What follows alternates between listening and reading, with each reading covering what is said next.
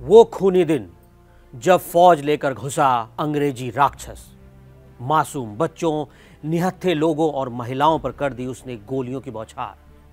उस दिन लाल हो गई थी जालियांवाला बाग की मिट्टी।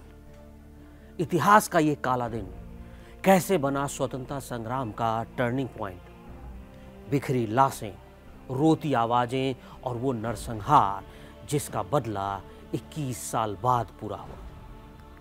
देश की आजादी के इतिहास में 13 अप्रैल का दिन एक दुखद नरसंहार के साथ दर्ज है। वो नरसंहार जिसके बारे में बताते हुए आज भी सिरहन होती है।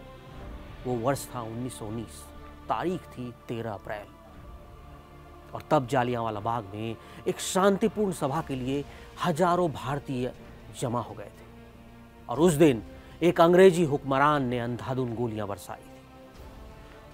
वो वाकया था पंजाब के अमृतसर जिले में जालियांवाला बाग का।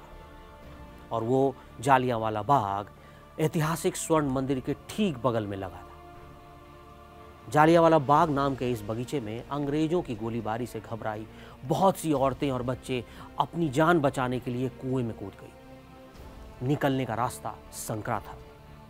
इस वजह से बहुत से लोग रास्ते में फंस गए और भगदड़ में कुचले गए।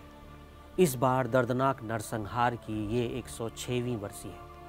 कुछ लोग बताते हैं कि वो दिन बैसाखी का था। लोग बैसाखी मनाने के लिए एकत्रित हुए थे। हालांकि आधिकारिक वेबसाइट और दस्तावेजों से पता चलता है कि ये एक राजनीतिक सभा थी और जनरल डायर के गैरकानूनी ढंग से एकत्र होने पर रोक लगाने के आदेश के बावजूद लोग बाग में जमा हो गए थे। इस जगह दो प्रस्तावों पर चर्चा हो रही थी। एक 10 अप्रैल की गोलीबारी की निंदा करने वाला था और दूसरा प्राधिकारियों से उनके नेताओं को रिहा करने का अनुरोध करने वाला था। अब जैसे ही जनरल डायर को यह जानकारी मिली कि जालियांवाला लोग में सैकड़ों हजारों की संख्या में लोग जमा हो गए, तो अपने सैनिकों के साथ बाग की ओर बढ़ा। बाग से बाहर निकलने का एक ही रास्ता था और वो संकरा था। जनरल डायर के आदेश के बाद बूट पहने सैकड़ों सैनिक बाग के अंदर पहुंचने लगे। रास्ता बंद था। तभी कुछ लोगों ने देखा कि अंग्रेजी सैनिकों की बंदूकें उनकी ओर तनी हैं और अचानक डायर ने गोली चलाने का आदेश दिया।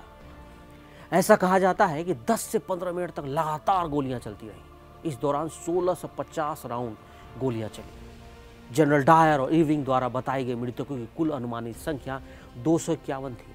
हालांकि आधिकारिक वेबसाइट के अनुसार और मदन मोहन मालवीय की अध्यक्षता वाली समिति की अन्य रिपोर्टों में मृत्यु का आंकड़ा 500 से अधिक बताया गया है। अब बाग की पट्टिका पर लिखा है कि 120 शव तो सिर्फ कुएं में ही मिले थे। कई लोगों का यह भी कहना है कि 1650 से ज़्यादा लोग मारे गए थे, जिसमें महिलाएं, बच्चे, बुजुर्ग शामिल थे। इस दिन शहर में कर्फ्यू लगा था, जिससे घायलों को इलाज के लिए कहीं भी ले जाया नहीं जा सका और लोगों ने तड़प तड़प कर वहीं दम तोड़ दिया। इस हत्याकांड की दुनिया भर में निंदा हुई, जिसके दबाव में भारत के secretary of state Edwin Montagu ने 1919 के अंत में जांच के लिए हंटर कमीशन नियुक्त किया।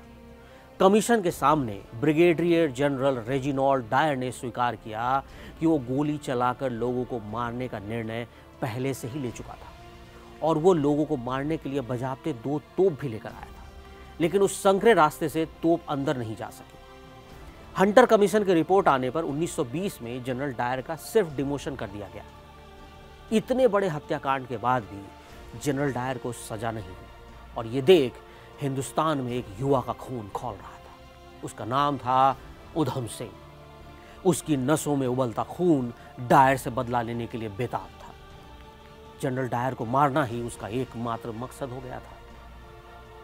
और 1934 में उधम सिंह लंदन में जाकर रहने लगे। रॉयल सेंट्रल एशियन सोसाइटी की 13 मार्च 1940 को लंदन के कॉन्सेप्ट हॉल में एक बैठक थी।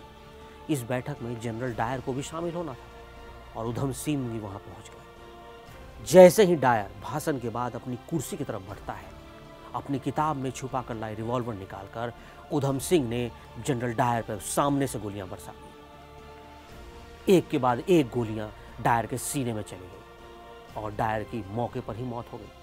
इसके बाद उधम सिंह पर मुकदमा चला और 31 जुलाई 1940 को उन्हें फांसी दे दी गई। जनरल डायर का तो अंत हो गया, लेकिन इसे लेकर सोशल मीडिया पर उनकी पोती कैरोलिन डायर का एक वीडियो काफ़ी वायरल हुआ, जिसमें वो कह रही हैं कि जालियांवाला बाग हत्याकांड में जो भी लोग मारे गए थे वो तो लुटेरे थे।